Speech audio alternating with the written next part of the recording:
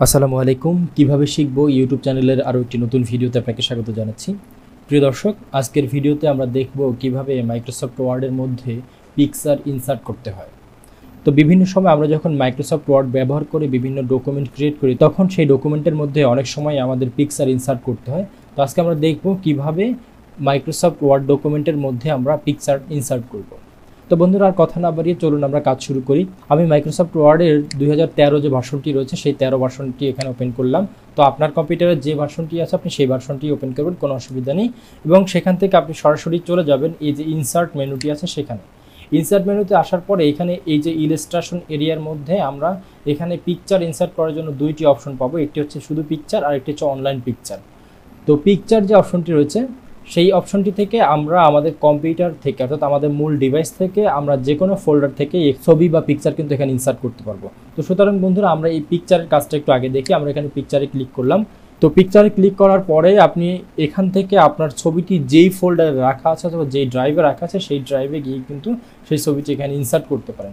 তো ধরেন আমি এখান থেকে আমার এই যে একটা ফোল্ডার রয়েছে এই ফোল্ডারটাতে আমি ঢুকলাম, এখান থেকে যে কোনো একটি ছবি আমি এখানে ইনসার্ট করলাম। ধরেন আমি এই ছবিটিকে ইনসার্ট করব। তো যে ছবিটি আপনি সিলেক্ট করতে চান সেই ছবিটিকে সিলেক্ট করে আপনি সরাসরি একটু নিচের দিকে চলে আসবেন। এখানে আপনি ইনসার্ট নামের একটি অপশন দেখতে পারবেন। আপনি যদি সরাসরি ইনসার্টে ক্লিক করেন তাহলে দেখবেন যে আপনার ছবিটি এখানে ইনসার্ট হয়ে গেছে। ছবিটি এখানে ইনসার্ট হওয়ার পরে এখন এই ছবিটি আপনি কিন্তু খুব স্বাভাবিকভাবে এটাকে মুভ করতে পারবেন না। মুভ করতে আপনার একটু সমস্যা হতে পারে। তাহলে এই ছবিটিকে খুব ইজিলি এবং ফ্রিলি মুভ করার জন্য আপনাকে যেটা করতে হবে, আপনি ছবিটি সিলেক্ট থাকা অবস্থা আপনি চলে যাবেন রাফ টেক্সটে। এই ফরম্যাট অপশন থেকে রাফ টেক্সটে চলে যাবেন। এই রাফ টেক্সটে গিয়ে এখান থেকে আপনি যদি এই বিহাইন্ড দ্য টেক্সট নামের যে অপশনটি আছে এটাকে সিলেক্ট করে দেন, এই ফরম্যাটে থাকা অবস্থা আপনি এই ছবিটি যে কোনো জায়গায় এখন মুভ করতে পারবেন। তো আশা করি বন্ধুরা এই ছবির যে ফরম্যাটটি এটি আপনি বুঝতে পেরেছেন। এরপরে আমাদের ইনসার্টের যে আরেকটি অপশন ছিল সেটি হচ্ছে অনলাইন পিকচার। অনলাইন পিকচার মানে হচ্ছে আপনার কম্পিউটারে যদি ইন্টারনেট কানেকশন থাকে তাহলে আপনি অনলাইন থেকে যে কোনো ধরনের পিকচার সার্চ করে এখান থেকেই ডাউনলোড করে নিয়ে আসতে পারবেন। সেটা আমরা কিভাবে করব দেখেন। আমি যদি এই অনলাইন পিকচারে ক্লিক করি, অনলাইন পিকচারসে ক্লিক করার পরে আপনার সামনে এরকম একটি অপশন আসবে। এখানে দুইটি অপশন আছে, একটি হচ্ছে বিং ইমেজ সার্চ আর একটি হচ্ছে ওয়ান ড্রাইভ পার্সোনাল।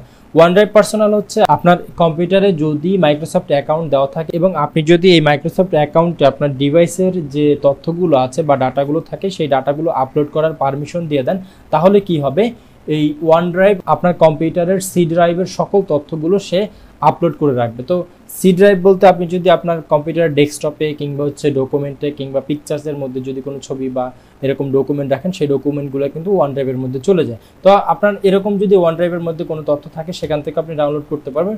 আর যদি আপনি চান যে সরাসরি ইন্টারনেট থেকে ছবি ডাউনলোড করতে চান তাহলে এই বিং সার্চের যে অপশনটি আছে এই সার্চিং অপশনে আপনি যেই ধরনের ছবি ডাউনলোড করতে চান সেই ছবিটির নাম এখানে লিখবেন। তো আমি এখানে ধরুন সালমান খানের একটি ছবি নিয়ে আসতে চাই। তো আমি এখানে সালমান খান লিখে যদি এন্টার প্রেস করি তাহলে দেখতে পারবেন এখানে অসংখ্য সালমান খানের ছবি চলে আসছে। এখান থেকে আপনি যে কোনো একটি ছবি সিলেক্ট করে কিন্তু ডাউনলোড করতে পারেন এবং শুধু একটি না, আপনি একসাথে অসংখ্য ছবি ডাউনলোড করতে পারবেন। তো ধরেন আমি সালমান খানের এই ছবিটি ডাউনলোড করতে চাই, সাথে সাথে হচ্ছে এই ছবিটি ডাউনলোড করতে চাই।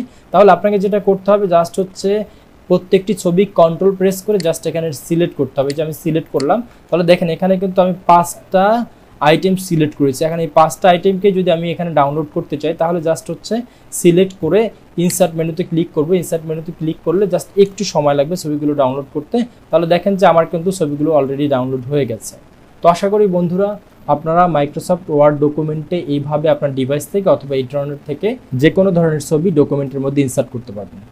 আশা করি ভিডিওটি ভালো লেগেছে। যদি ভিডিওটি ভালো লেগে থাকে তাহলে অবশ্যই ভিডিওটিতে একটি লাইক দিবেন এবং আপনার সুন্দর একটি অপিনিয়ন এই ভিডিওর কমেন্ট বক্সে দিয়ে যাবেন। আর যদি আপনি আমার চ্যানেলে নতুন হয়ে থাকেন তাহলে রিকোয়েস্ট করব আপনি আমার চ্যানেলটিকে সাবস্ক্রাইব করবেন।